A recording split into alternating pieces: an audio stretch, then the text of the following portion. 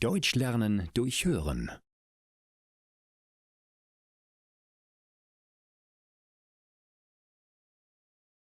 Neugierig sein ist prima. Emma ist ein kleines Mädchen. Sie ist 9 Jahre alt und sehr neugierig. Sie will alles wissen und verstehen. Jeden Tag hat sie viele Fragen und lernt neue Dinge. Heute ist Sonntag. Emma geht mit ihren Eltern in den Zoo. »Wow, hier gibt es so viele Tiere«, sagt Emma. Sie möchte alles über die Tiere wissen. Ihre Eltern setzen sich auf eine Bank und genießen die Sonne. Emma geht zu Linus. Er arbeitet im Zoo und kümmert sich um die Tiere. »Hallo, kannst du mir etwas über die Tiere erzählen?«, fragt Emma. »Ja, gerne«, antwortet Linus. Er sagt ihr die Namen der Tiere. Linus erklärt Emma auch, was die Tiere essen. Emma hört gut zu und schreibt alles in ihr Buch. Viele Dinge wusste sie noch nicht.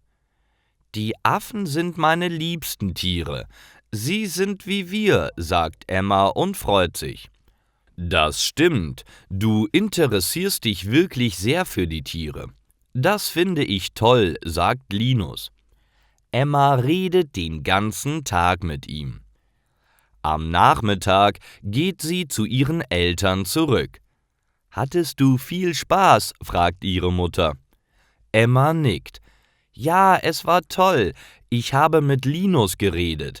Er hat mir viele neue Dinge erzählt.« Emma erzählt von ihrem aufregenden Tag. Ihre Mutter sagt: »Neugierig sein ist prima.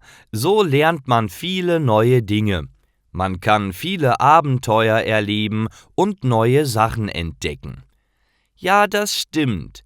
Nächstes Mal möchte ich ein Aquarium besuchen. Ich will ganz viel über Fische lernen«, sagt Emma. »Das machen wir«, antwortet ihr Vater und lacht.